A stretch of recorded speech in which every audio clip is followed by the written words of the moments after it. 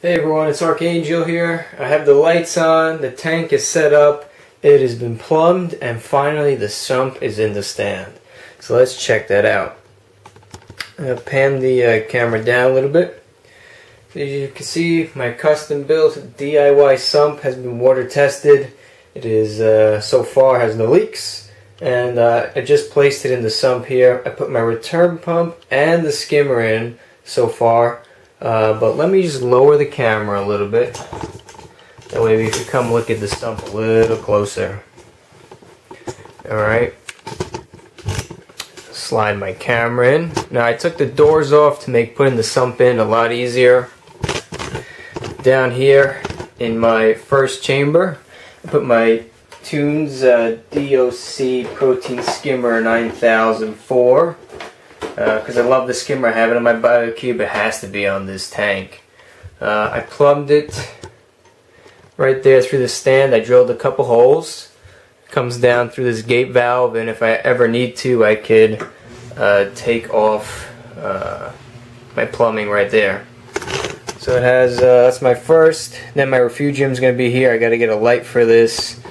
And then, I don't think you could see it from here. But there is a T fitting, a Y fitting in here. Come over this way. Right here is a Y where it splits. Then you have the second tube there. So let's start filling it up with water. So what's really good is I have my RO unit right here. I'm just going to run the line this way. I have my tube right here and we'll just put it in. Start filling it up with water. We just let it sit here, and I guess I'll come back a couple hours later and see where it gets.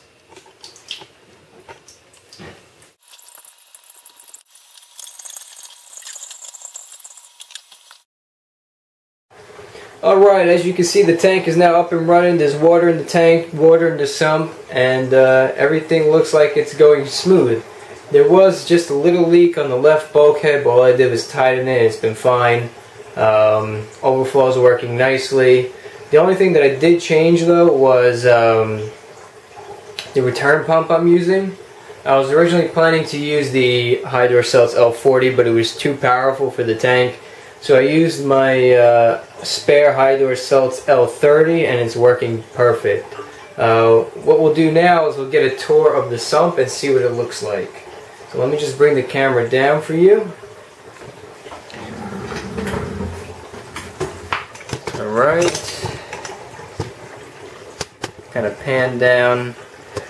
You can see I have my gate valve here with my coupling there, that way in case I have to take it off for whatever reason. In the first chamber here I have my Tunesy skimmer. So I'll pan down so you can see it. Right now it's not running, but I plugged it into my PC4 for when I'm ready to turn it on, but it's in the first chamber here.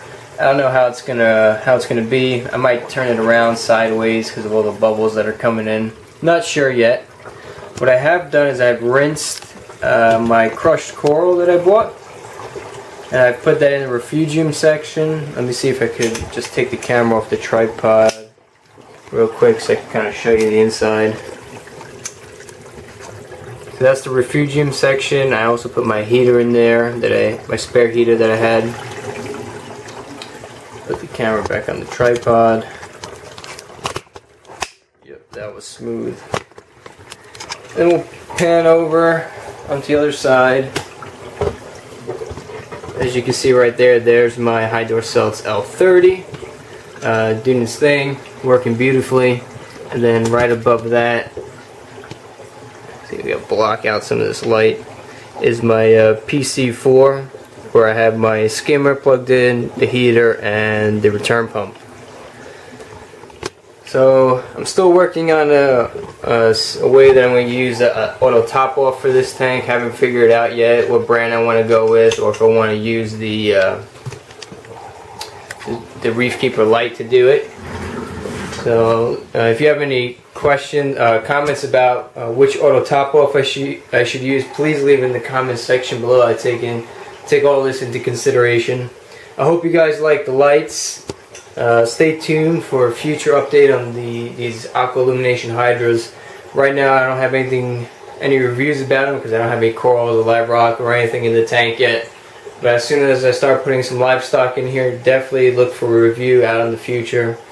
But so far, I love it. It's hooked up with the Aqua Illumination Director that I'm beta testing. I'll just give you guys a close-up here of what it looks like. It's kind of hanging above the aquarium. And you can see up there it's attached to the ceiling. Alright guys, well that'll do it for this update. Please leave your comments, questions, concerns in the comments box below. As always, thanks for watching.